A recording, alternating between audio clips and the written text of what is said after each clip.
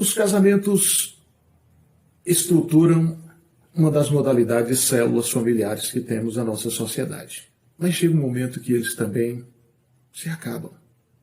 Muitas vezes o que estruturou esse casamento não foi o afeto verdadeiro. Não há ali uma cumplicidade de sentimentos para suportar o desgaste que existe nessas relações, pela convivência, pelas dificuldades enfrentadas, cansaço, trabalho, filhos e outras tantas circunstâncias que surgem por aí. Por isso mesmo é que se recomenda, antes de se casar, de se articular uma união afetiva ou homoafetiva, um convívio de união estável. Repense bem, analise a pessoa que você vai estruturar essa convivência, os seus valores, a sua família. Você vai entrar em uma outra família e ela também entrará na sua família. E esses valores, sendo conhecidos de plano, gostos, pendores e outras tantas, auxiliam muito a dar maior tempo, resistência a esse convívio. Porque na maioria dos casos virão crianças por aí. E encerrar um casamento, uma união estável, união afetiva, estando aí com a presença de crianças, o maior impacto geralmente é para eles. Eles não podem responder pelo equívoco de dois adultos. Por isso, algumas recomendações são importantíssimas nesse âmbito reflexivo. Consoante se verifica lá da boa obra de Saint-Exupéry, Pequeno Príncipe, tu te torna eternamente responsável por aquilo que cativas. É para refletir mesmo, repensar antes de se iniciar esses encontros, o namoro, esse plano de nubentes até o casamento. E também pensar que as fantasias passam, as pessoas se envelhecem e podem aprender a se envelhecer juntos. Por isso que algumas afirmações até simplórias se encontram na sociedade. Quem experimentou do mel deve também provar da salmoura. É forte a expressão, mas no início tudo era mel, tudo era encantamento, e as pessoas vão envelhecendo e vão envelhecendo juntas. E devem crescer nessa perspectiva. É o que se espera. Aliás, do Código Divino, colhe-se a lição de que o que Deus uniu, os homens não separam. Mas nem sempre o que une os homens, mulheres, nesse plano de matrimônio, de união estável, de convivência homoafetiva, nem sempre é esse aspecto de ordem religiosa. Às vezes é muito interesse carnal, material, patrimonial. E é claro que isso, no início, até traz muito despertamento. O ser humano é material, é matéria, e ele também sente-se atraído por essa força e vigor da matéria, tanto o homem como a mulher. E também buscar amparo material de alguém que possua condições financeiras não é nada equivocado. O casamento necessitará disso. Mas o aspecto patrimonial, financeiro, não deve sobrepor tantos outros aspectos que são essenciais, como o amor, o respeito, o sentimento recíproco. Aí envolvendo marido e mulher, companheiros, conviventes. Enfim, cabe esclarecer que as sociedades conjugais, união estável, união afetiva, chega a determinado momento que, por circunstâncias que tornem insuportável a vida em comum dos cônjuges, dos companheiros, dos conviventes, ou diante de um quadro de situação que já não existe mais pelo abandono de um dos cônjuges, dos companheiros também de conviventes, ou o casamento se acaba, ou a união estável, ou a união homoafetiva. Mas nós temos em que circunstâncias o casamento poderá se extinguir apenas em relação à sociedade conjugal, por meio dos institutos de separação consensual, judicial, extrajudicial, e aí temos nesse contexto a separação falência, a separação sanção e a separação remédio também. Esses instrumentos ou ações de separação irão, por fim, apenas ao regime de casamento, ao dever de fidelidade conjugal, de coabitação sob o mesmo teto, mas permanece o dever de obrigação material para filhos, para ex-cônjuges, uma vez deliberada a decisão judicial, e, é claro, o respeito e consideração mútuos. Nós teremos a separação, sanção, quando tornou-se insuportável a vida em comum de ambos os cônjuges por uma prática, por exemplo, de adultério. Nós teremos a separação, falência, quando restar caracterizado a ruptura da vida em comum dos cônjuges por mais de ano. E, enfim, teremos a separação, remédio, que se dá naquela circunstância quando um dos cônjuges, tomado de enfermidade grave, após 2 anos, aquele cônjuge sadio resolve abandonar o enfermo. E diante dessas condições, a legislação apresenta uma cláusula de dureza, que trata do procedimento em que o cônjuge enfermo abandonado ficará com todos os bens que entrou para esse casamento e ainda poderá ficar com a metade dos bens do cônjuge sadio que trouxe para o casamento, aí de acordo com o regime. Mas nós teremos a separação judicial, que pode ser consensual ou litigiosa. Ela também se dá de forma extrajudicial. Se todos os cônjuges forem maiores, não houverem menores, teremos ainda a separação extrajudicial, que está regulamentada pela Lei 11.441,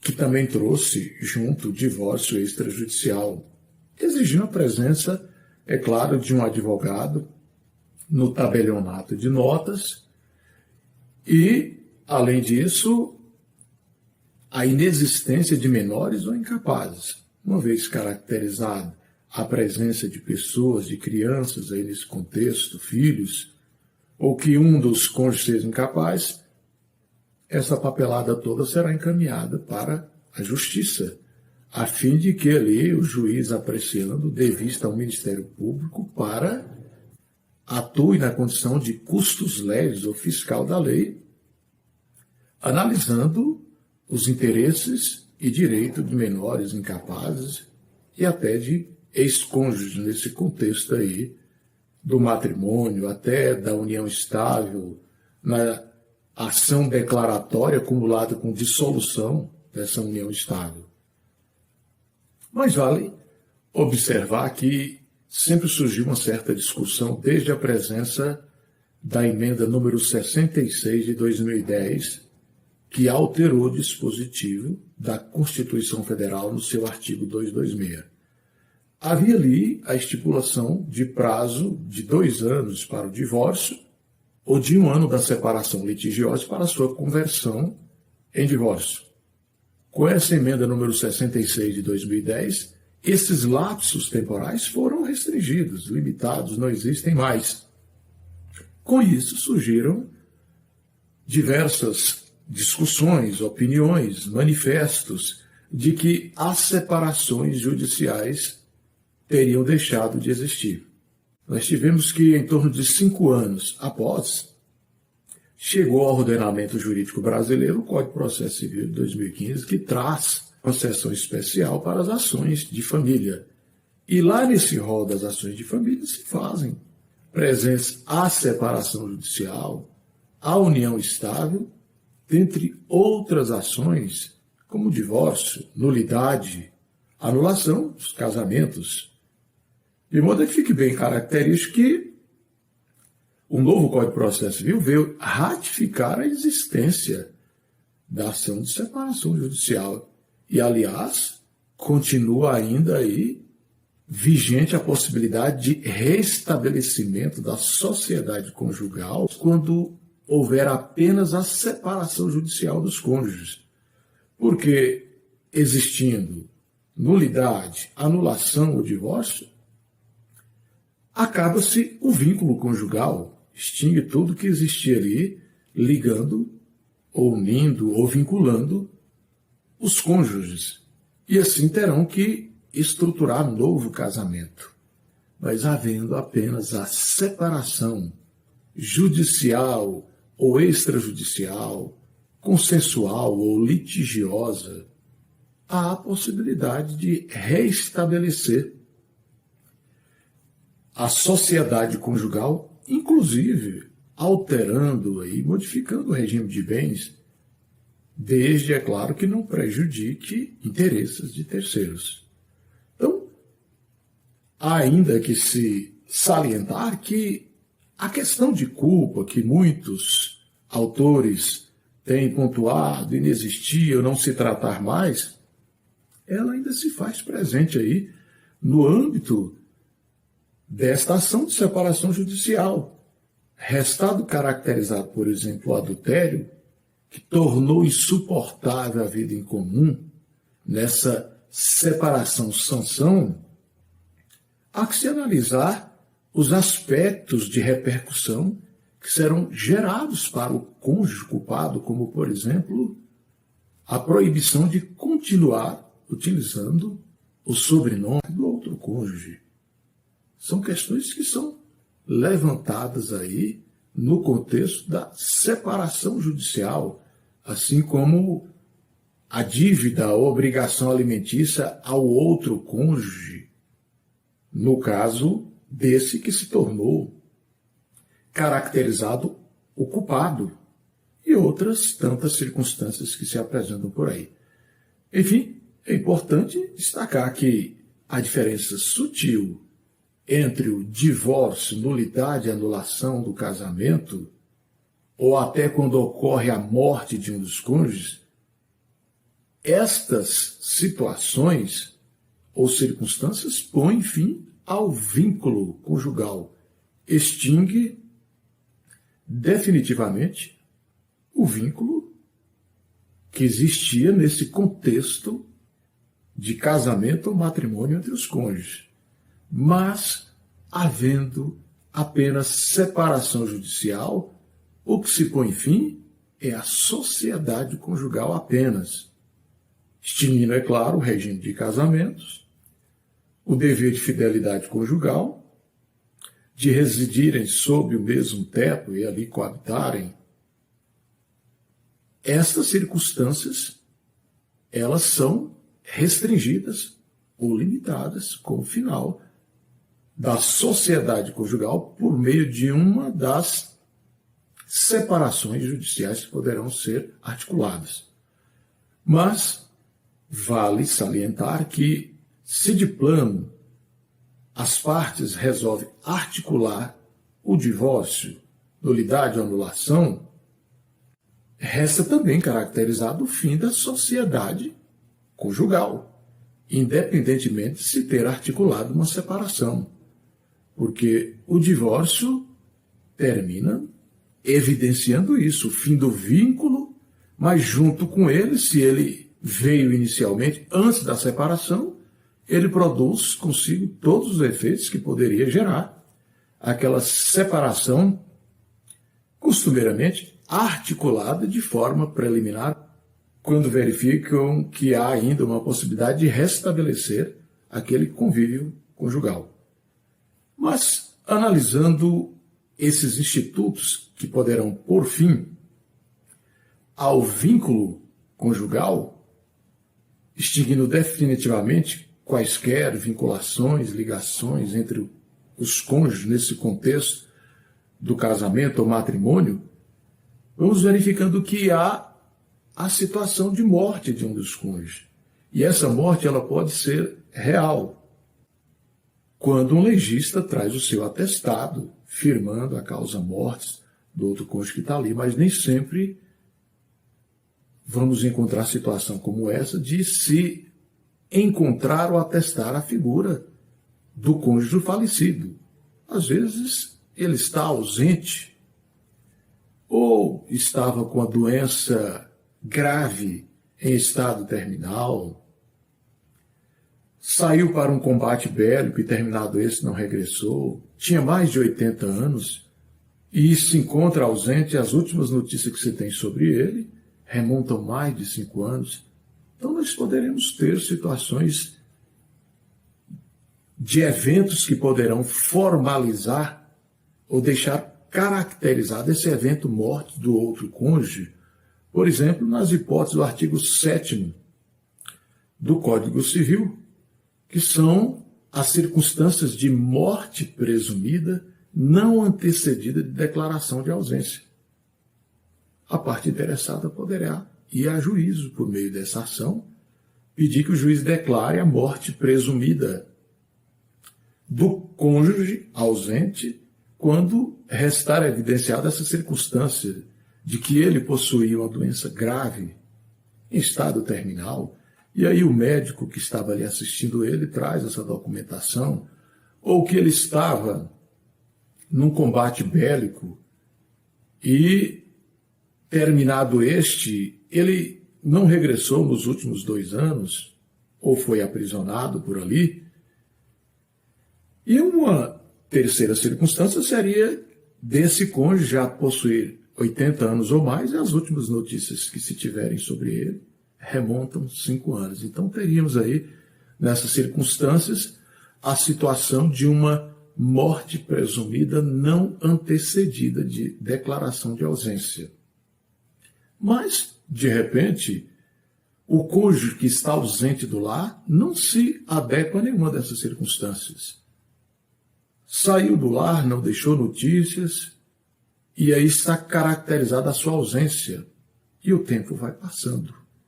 E nesse caso, o cônjuge que ficou para trás poderá ir a juízo por meio de uma ação de declaração de ausência, para que ao final dela, passadas 3 fases de curadoria dos ausentes, que demanda 1 ano com publicações de editais, o juiz nomeando inicialmente um curador para fazer a arrecadação dos bens deixados pelo ausente, ou suposto ausente. Passado esse período, o juiz decreta a abertura da sucessão provisória, que poderá transcorrer por mais 10 anos, e essa sentença, que declara a abertura dessa sucessão provisória por se tratar de algo muito grave, que é a possibilidade dos herdeiros necessários que ficaram aí se emitirem na posse dos bens que o ausente deixou, inclusive fazendo uso dos seus rendimentos, lucros, benfeitorias. Essa decisão que declara a abertura da sucessão provisória só transitará em julgado 180 dias após. E ainda nessa situação, antes de abrir a sucessão provisória, pode aparecer um advogado com a procuração deixada pelo ausente. E aí, nesse caso, o juiz poderá suspender por 3 anos para analisar veracidade dessas informações, ou os direitos, e, enfim, a situação. Mas digamos que o advogado não apareceu, não surgiu essa procuração, e transcorreram os 180 dias do transjulgado dessa decisão do juiz que abriu essa sucessão provisória, transcorridos os 10 anos, após o juiz decreta a abertura da sucessão definitiva, que também deverá transcorrer por mais 10 anos. E assim, ao final desses 21 anos que são contabilizados entre 1 ano da curadoria dos ausentes, sucessão provisória mais 10 anos, sucessão definitiva o juiz vai decretar a sua sentença, declarando a morte presumida do ausente. É claro, se ele, nesse período, não regressar em uma dessas fases, porque todas elas possuem um caráter resolutório. Ou a qualquer momento pode-se chegar também à notícia de falecimento do ausente, oportunidade em que o juiz converterá essa sucessão provisória automaticamente em definitiva. E, enfim, se esse ausente possuía 80 anos ou mais, e as últimas notícias que se tem sobre ele remontam mais de 5 anos. Também a hipótese para se converter a sucessão provisória e definitiva. E assim ainda apresentamos uma outra circunstância que o cônjuge que permanece aí e tem dúvida sobre a existência do outro cônjuge e precisa pôr fim ao casamento, ele ainda tem aquelas circunstâncias ou situações de tragédias coletivas em que possivelmente o cônjuge que está ali ausente estava numa delas. Enchentes, acidentes aéreos, naufrágios. Nós vamos ter a situação da chamada morte justificada, que se faz presente no artigo 88 da Lei 6.015/73, que é a Lei de Registros Públicos. Mas, superadas essas circunstâncias de fim do matrimônio ou do casamento por meio do evento morte, nós teremos também o divórcio.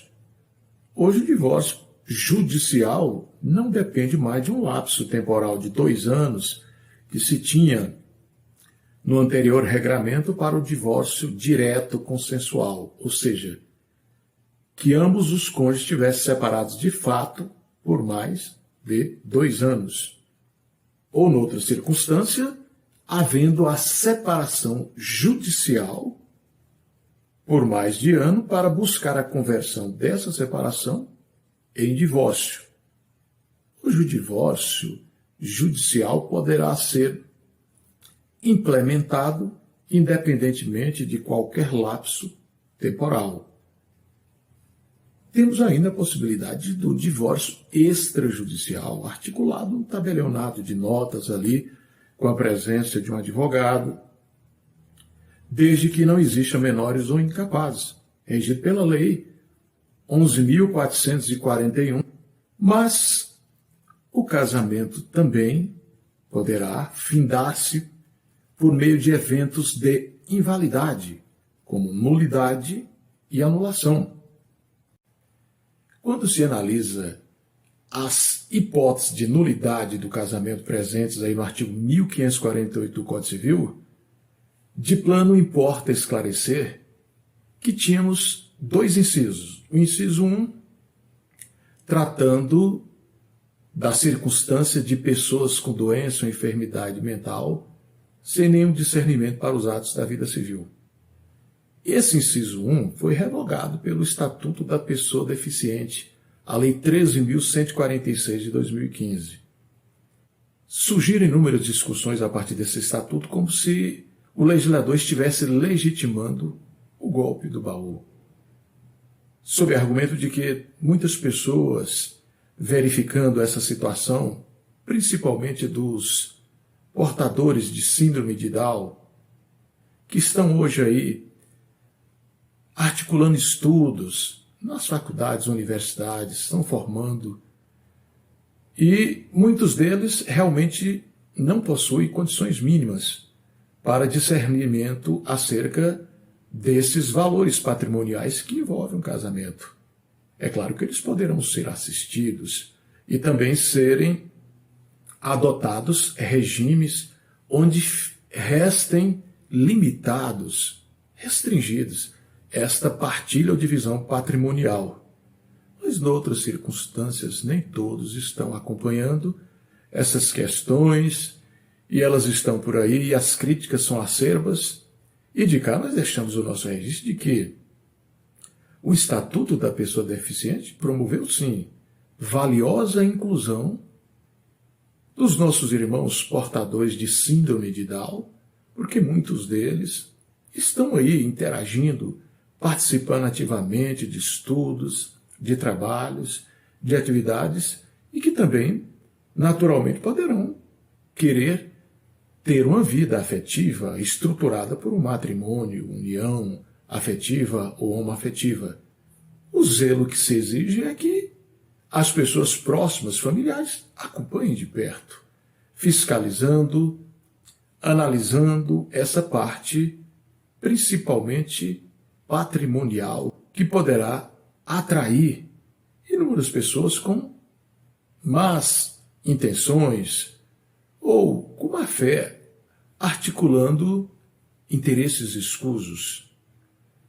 Mas permanece aí no artigo 1548, o inciso 2, que trata dos impedimentos legais para o casamento, que irão, é claro, culminar com a nulidade do matrimônio, caso eles sejam desrespeitados.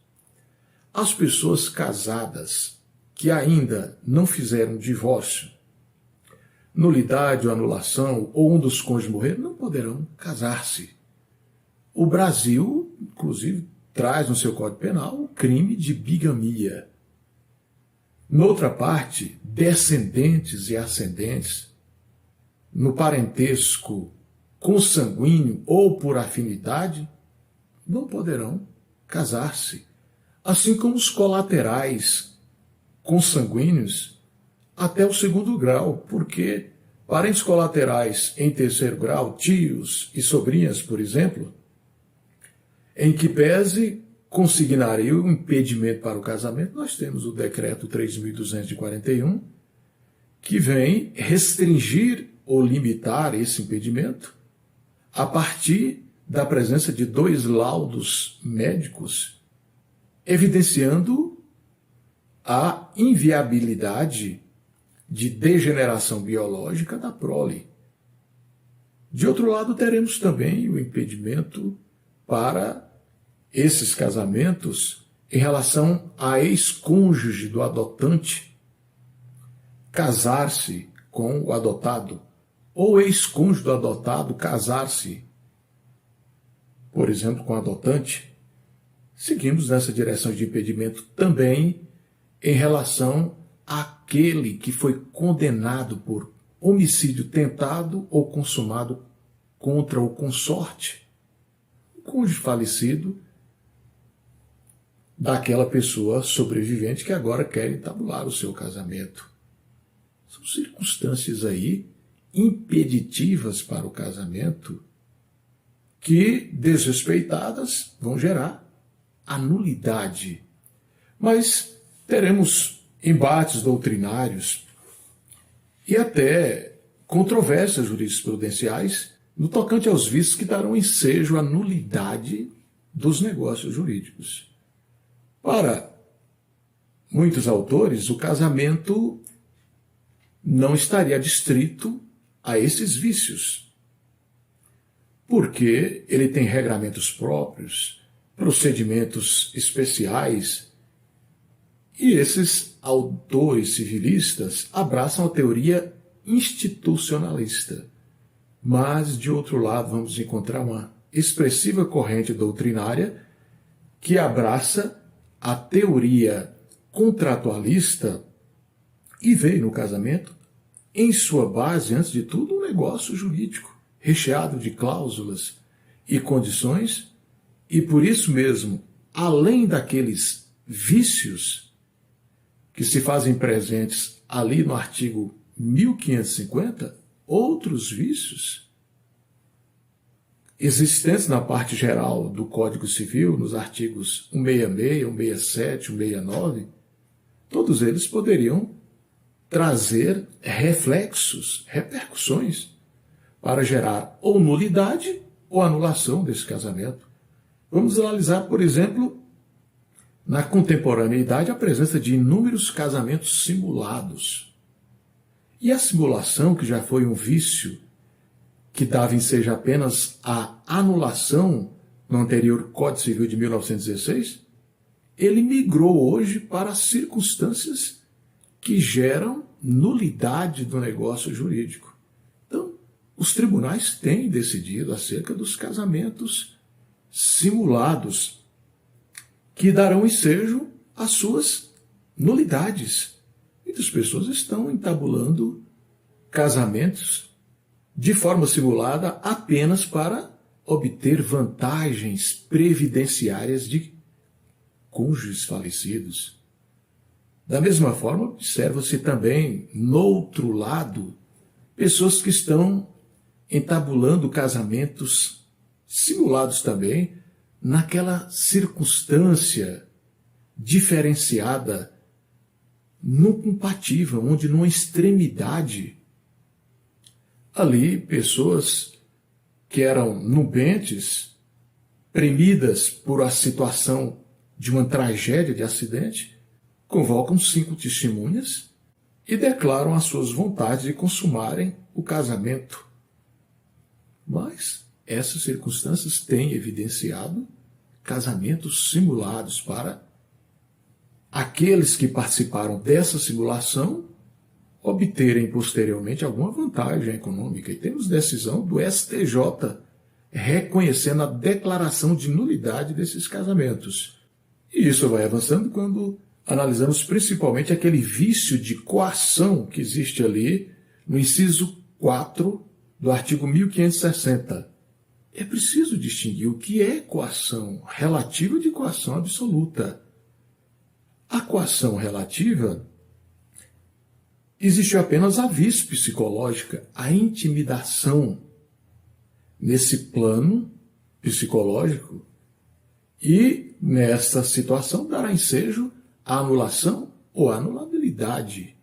De outro lado, poderemos estar convivendo com a coação absoluta, com a vis corporalis. A pessoa sofreu uma agressão física, corporal, com a arma. E nesse momento, a lição psicole de Clovis Bevilacqua, autor do primeiro Código Civil que nós temos aqui no país, ele diferenciava a coação absoluta dá ensejo à nulidade e a coação relativa dará ensejo à anulação. Portanto, são circunstâncias que devem ser analisadas e crescem muito com essa teoria contratualista que busca a necessária observância de outros vícios que estão aí nessa parte geral do Código Civil, entre os artigos 166, 167, 169 do Código Civil, para que eles possam também ser analisados e as suas repercussões produzirem, é claro, algum efeito aí para esse contexto dos casamentos para gerar nulidade ou anulação.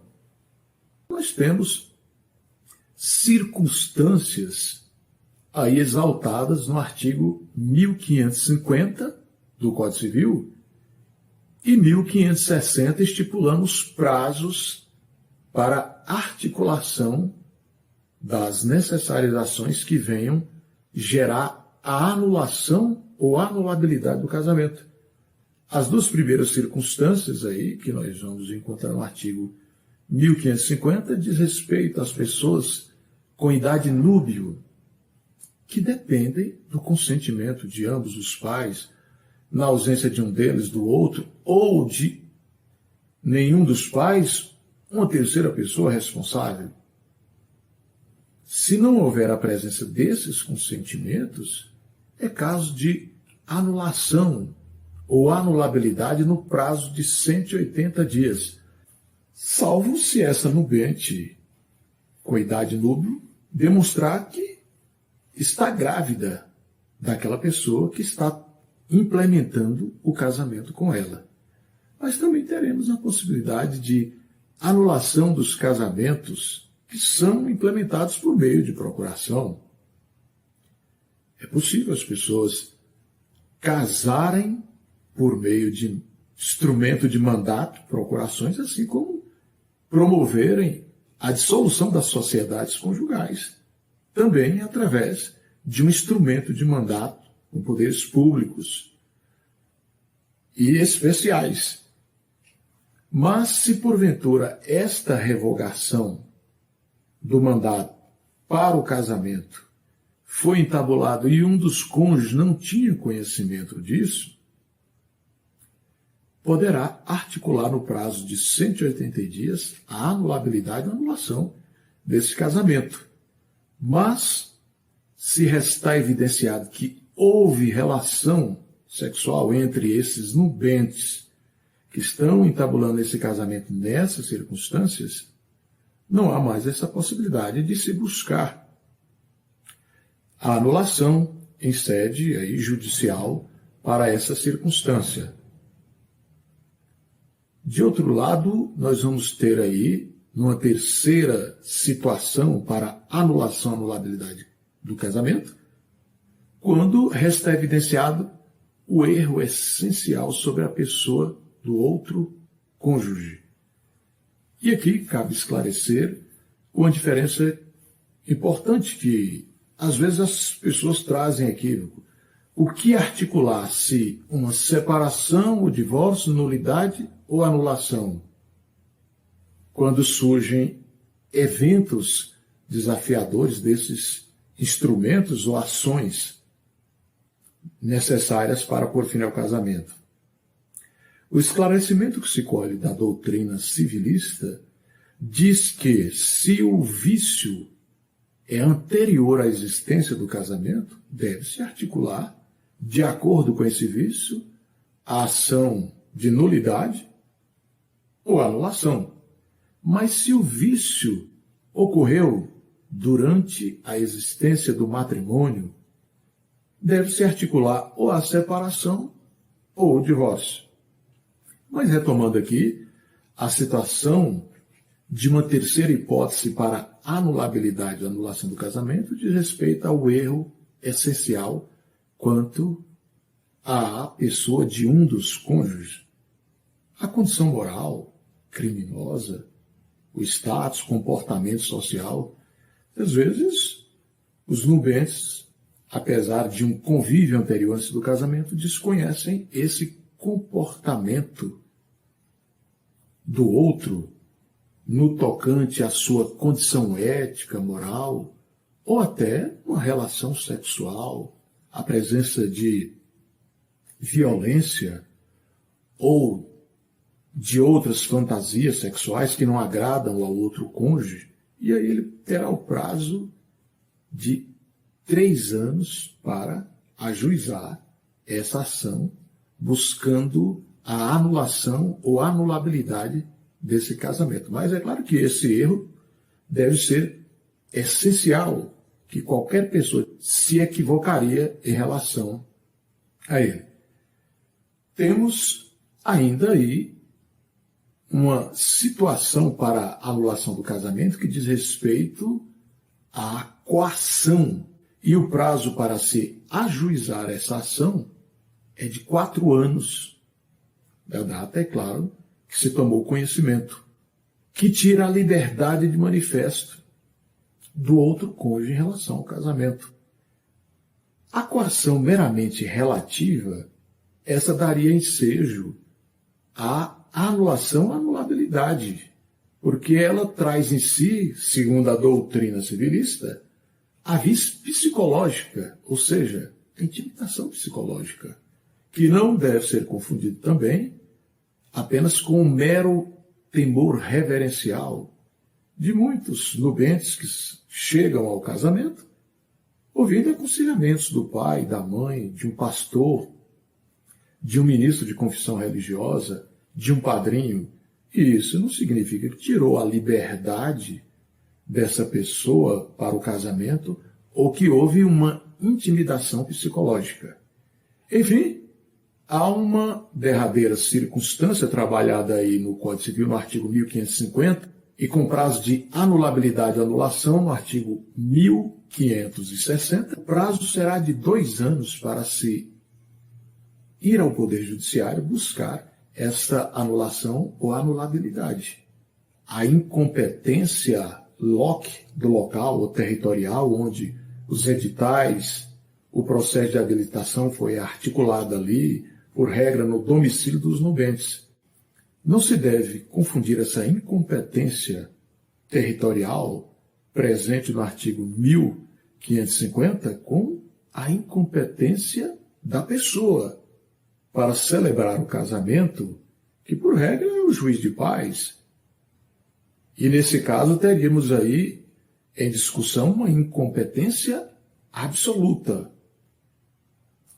ensejadora de uma nulidade. Muitas vezes observa as pessoas buscarem para a realização dos casamentos o promotor de justiça, o delegado que tem ali no município, o juiz ou árbitro que apita o futebol ali de todos, são amigos. Nenhum deles tem competência prevista em lei para estar realizando esses casamentos. Para muitos autores, a situação de se louvar de uma autoridade não competente para a realização do casamento evidencia um vício tão grave que é como se o ato sequer existisse.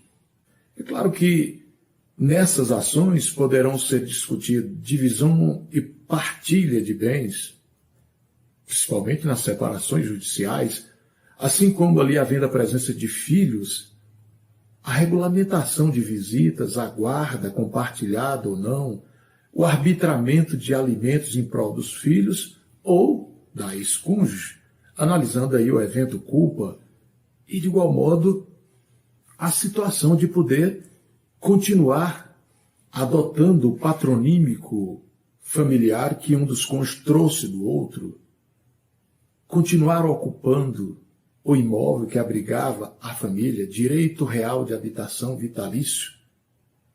São circunstâncias que poderão ser também discutidas e analisadas, é claro, averiguando a possibilidade de cumulação do mesmo rito ou procedimento comum que se faz presente no Código de Processo Civil. De cá permanecemos nós, agradecidos pela sua audiência, pela sua participação. Se você gostou dessa aula, dessas informações, e elas de algum modo vão servir aí para a sua vida, para contribuir com seus familiares, se inscreva em nosso canal lá no YouTube, deixe o seu like, manifeste. Da nossa parte, só temos a agradecer pela sua participação e esse ato de interagir. Vamos ficando por aqui e deixando o nosso abraço